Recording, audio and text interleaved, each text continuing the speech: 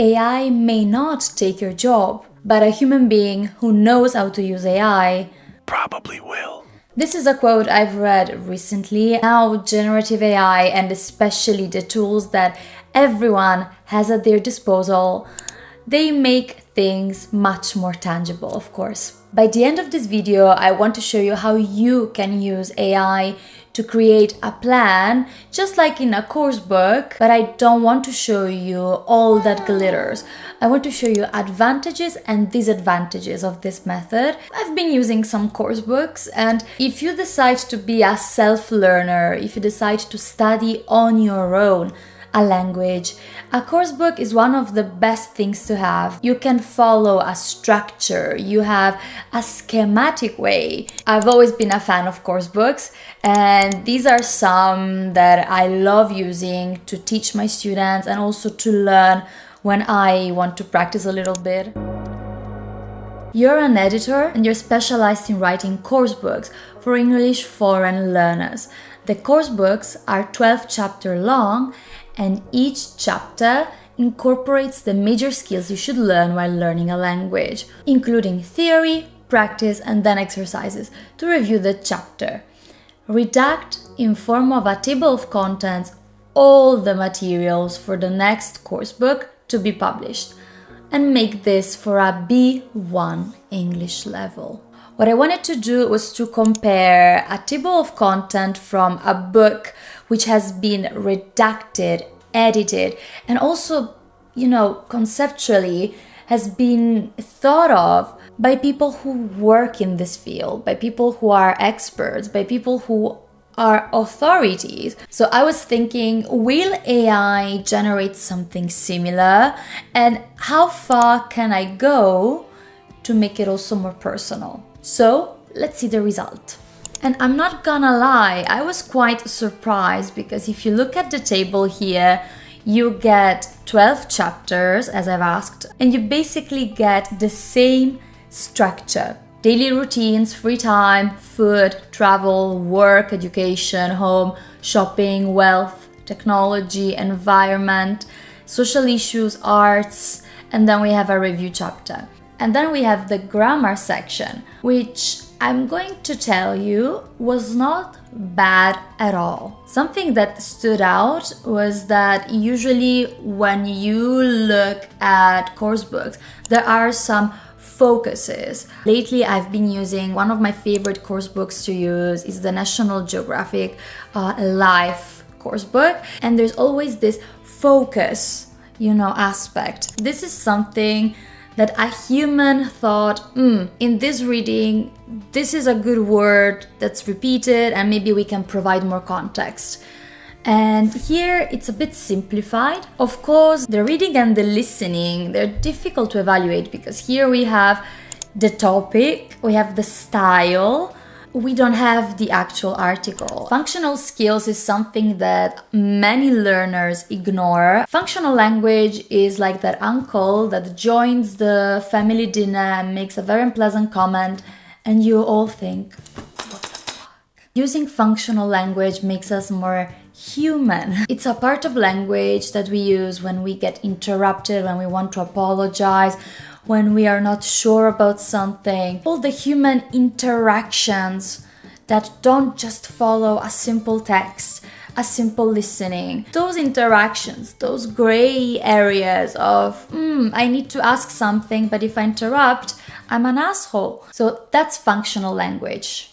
It teaches you how to be polite, how to address certain issues. It teaches you how to repeat something without sounding repetitive. Here, the functional skills included are good, because we have making and accepting invitations, ordering food in a restaurant, asking for and giving directions, giving and receiving feedback, describing your home.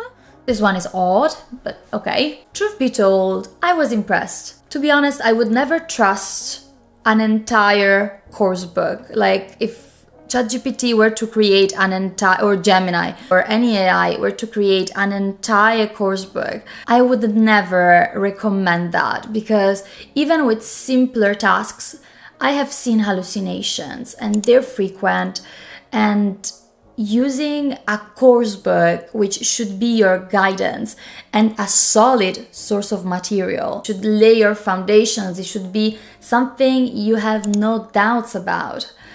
I can't help but have doubts. I was looking for ideas for a piece of content, not for me.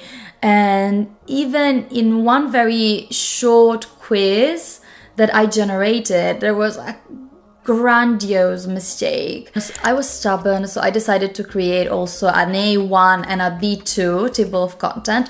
So A1 is when you're completely getting started with the language, and in fact you can see greetings, so how you say hello, hi, you have the pronouns I, you, he, she, it, simple things, simple, everything is super basic, you know. Family members, numbers, colors, everyday objects. So this was quite accurate and it's good. Especially for the B2, I was curious about the grammar and the vocabulary. Mixed conditionals, cleft sentences, reported speech. Something I wasn't truly satisfied with was the advanced in brackets, because what does it even mean? So that's something we're going to do now. Copying the prompt I've put into Gemini and create a new chat. And when I created a new chat for the B2, I got a much more accurate description of the topics. Modal verbs of deduction, must have, might have, could have. So we don't have advanced, but we have the actual verbs. So my suggestion here is, if you want to change the level, if you want to do something similar, don't continue on the same page, create a new chat, and it truly changes everything. And now let me start with the vocab section. So what I'm going to do is say, great, please show me the example of a page dedicated to vocabulary. A downside of this is the structure of the page, because it's just a list. The layout could not be the best, but I believe that with the layout you can arrange that, and if you really want to learn, you could still adapt. And then we get an exercise, then we have nuanced adjectives, and then an exercise, and then idioms related to understanding, and then an exercise. The thing is, we get some theory, which is okay, but human-generated books, real course books, actually help with aspects such as context, providing an article or a short text or insights which go beyond the mere, you know, this is the word, this is the meaning, this is the exercise. So, like, as a teacher, I would probably use the table of content. Maybe I would like to get some ideas of the vocabulary, of the grammar. Like, these are ideas. The idioms are good to see through rose-tinted glasses or rose-colored glasses. I'm very fond of this part, but at the same time, I have this feeling that something is missing. When it comes to the reading, I have shown you in my previous video a prompt to generate text and articles. That was something I truly enjoyed.